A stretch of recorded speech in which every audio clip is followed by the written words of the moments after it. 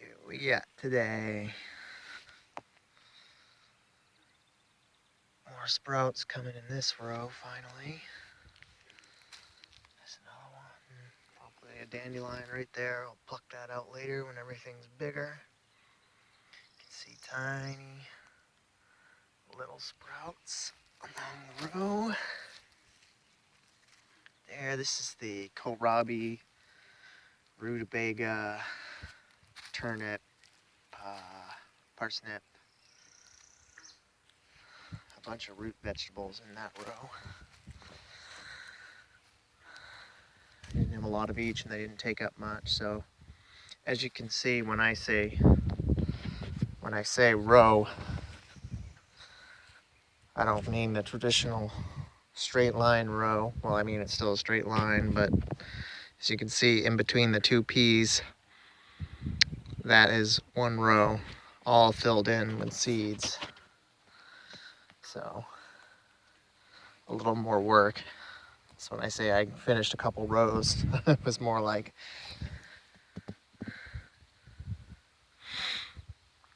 more of a better example of what I was doing. This is I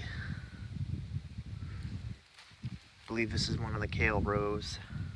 I don't know if I did one or two. I'll know what everything is when it comes up. There's a couple big ones. This row is doing phenomenal. And if it's not kale, then it's chard.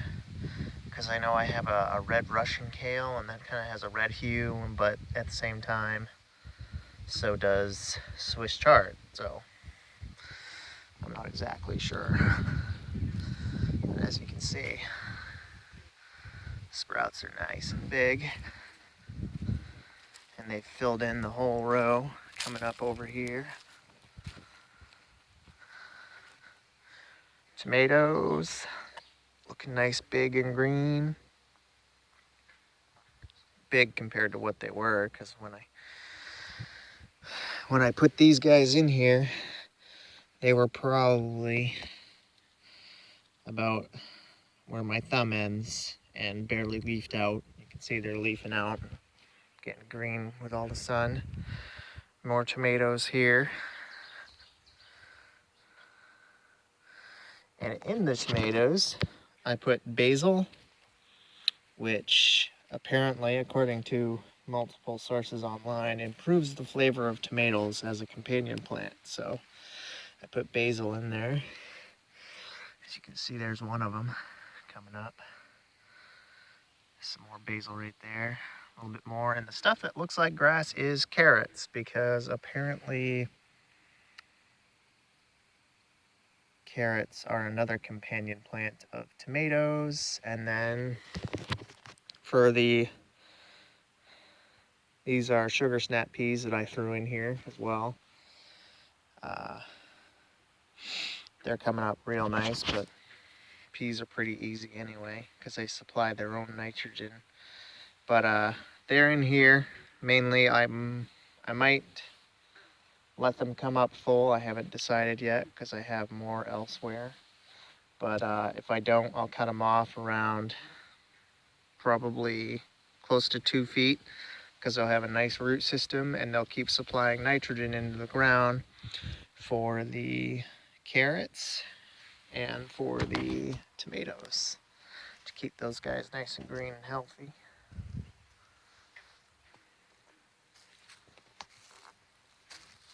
Let's see, still nothing in this spot right here. Oh, right there. I think this was a spinach row.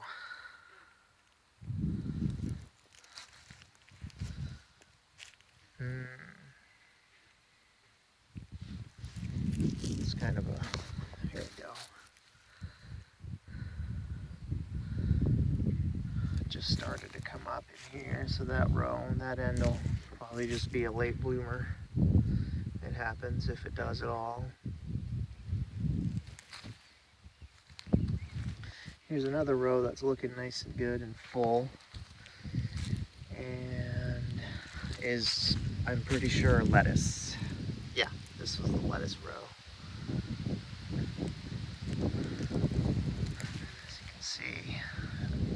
iceberg, I've got romaine, butter crunch, and another one that I can't recall the name of at this point, but it's all good. Figure it out later. This is a variety of cabbage that I also forgot the name of. I'm not familiar with it. It had some kind of Asian name to it that I can't recall.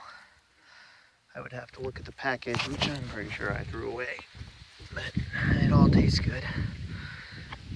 And it all ferments well, so when it comes up, that'll be what it's good for. Right here. Oh, there's also some celery mixed in there. Celery is a companion plant to cabbage, and apparently it helps to repel slugs and other cabbage pests. So, good thing to have near them, I think, in theory. We'll see what happens. There's also a bunch of celery here, which has yet to pop up through. I'm pretty sure that's a dandelion that I'll have to pluck out later. As you can see right there is a cabbage. I'm not going to walk through there because I have this whole plot from, as you can see, I removed a bunch of these field peas, and then once you get up to over there where the next set of field peas start over there, this whole squared off section in here is all cabbage. And I'm not going to step in there because I don't want to crush any new sprouts coming up. But as you can see, there's some celery right there. So it's starting. And the cabbage has started to pop up through as well. There's one. I've got red and green cabbage. There's some more over there if you can see it. That looks like a dandelion. A little bit more there. And over here we have, how did I do this? This is either, as you can see, it's coming up. It's either cauliflower, and then over here is broccoli. No, it's cauliflower. This is cauliflower. I remember what I did. This is cauliflower. You can see I've got some more peas coming up right there.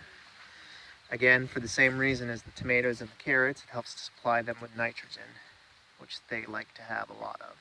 So that end cauliflower, this end was broccoli. And right here, got a nice good supply of cucumbers coming up.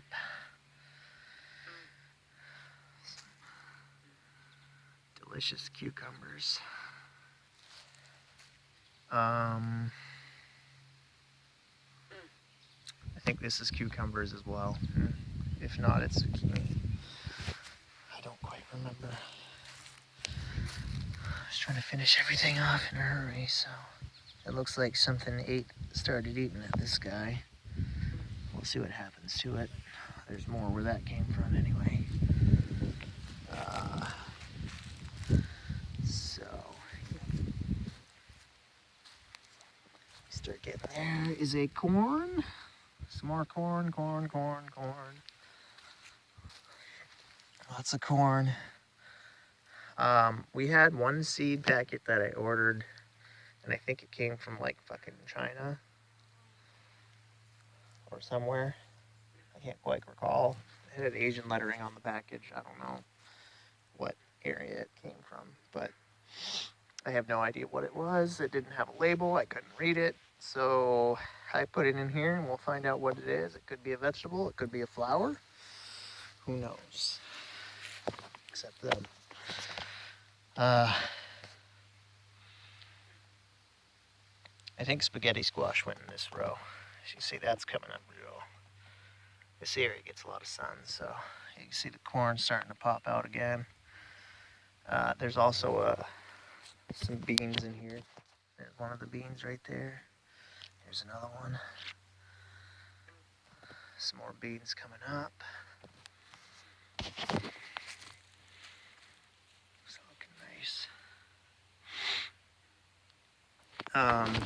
Again, these are all companion plants with each other. The beans supply nitrogen for the corn and the squash, and the corn gives something for the beans to climb right up. So they all kind of help each other out. Again, more this whole, I'll walk through here slowly to here. Again, that's all tomatoes, peas, carrots, and basil. And then I've got a bunch of tomato plants that I had left over that I had to throw in real quick. So I threw them all in right there. And then I also had some tomato seeds, which I found. And I was curious to see if it was really necessary for me to start seeds, because transplanting is much more of a pain in the ass than just throwing seeds in the ground. So there's a tomato, and there's some more in there coming up. I don't want to step over there just yet. I'm trying to maximize the amount of space I have. And more tomato, peas, carrots, and basil going along this whole corner. Back to the beginning where I started. Just to show that I'll come back to that, because I have no idea what I'm going to do with it at this point. This whole section is more squash, beans, and corn planted. As you can see, they're coming up nice. These ones are soybeans, I recognize those. So, they're coming up. They're getting covered by the field peas because they fell over. I've got to put some more wood chips in just to hold those stems up straight so I can give them more fence to climb up. I'll probably just tie the strings to that fence for now and find a bigger stick to put at the other end to keep them up so these get more sun. Because these are all... Oh, and the cabbage, squash provides shade for the beans near the roots to help them get the shade that they need. Because apparently, according to websites, beans are supposed to be planted in the shade, but as you can see, they're coming up just fine, and I ain't gonna worry about it. And they say the same thing about peas, and my best looking field peas are all in spots where full sun is. Right here, right there, right there. You look over there, they're more thinned and spread out. So, I don't know what's up with that, but right here, eventually. Oh, wait, what we got here? It might be a pea. If it is, then that was a very late bloomer. Must have got into some soil and took root.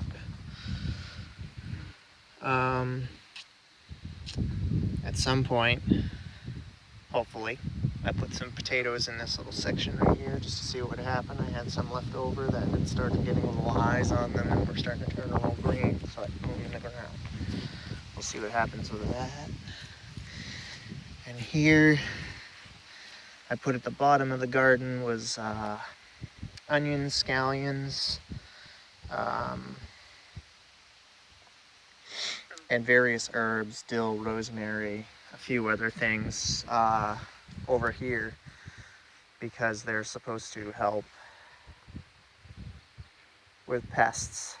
So keep some of them repel cabbage flies, others repel stuff for broccoli and cauliflower. So I thought this might be a good spot. So this is let's see, today is Tuesday, so it has been probably 10 days so far since I finished putting everything in. So I'd say that's, some things are definitely doing much better. I forgot to come over here. This is more think this row was the zucchini, and this is one of the last rows that I did. And this row was all more cucumber, which has yet to show through. I'm sure in the next couple of days it will. Right here, we have butternut squash. I know that because as they were coming up, they had, when they sprout, oh, there we go. There's one right there. When they sprout up, they lift the seed up with them, and then they pop the seed off. And that was I recognized the seed. So I know that's a butternut.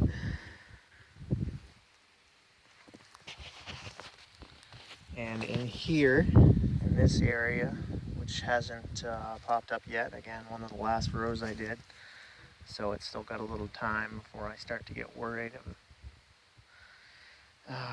This row, and I want to say this row too, is all melon. Various watermelon. Actually,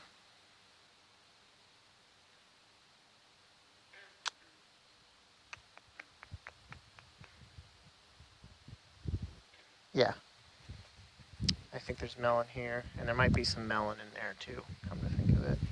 I'll know what it all is when it comes up. And as I get more used to seeing stuff, I'll start learning what everything looks like when it's coming up, figure it out. But yeah, that is the garden so far. And then over here, I've got some amaranth coming up nicely. It's starting to lose color, which is normal. I gotta put that in the ground. I'm just trying to figure out where I'm gonna put it. And I'll have more next year. This guy right here, more asparagus. This was I had a bunch of little seed trays that weren't coming up. They had nothing in them, so I just wanted to see what would happen. So I took a bunch of mulch and put it on the bottom layer, and then put the black gold seed starting mix on top a little bit. And then I just kind of dumped everything out that wasn't popping up and spread it out with my hand. And some of them had roots, but they weren't coming up through. I don't know why. But now suddenly everything decided that it wanted to come up through. So now I'm pretty sure I have peppers growing in with asparagus and something else that smells really good, and I don't know what it is.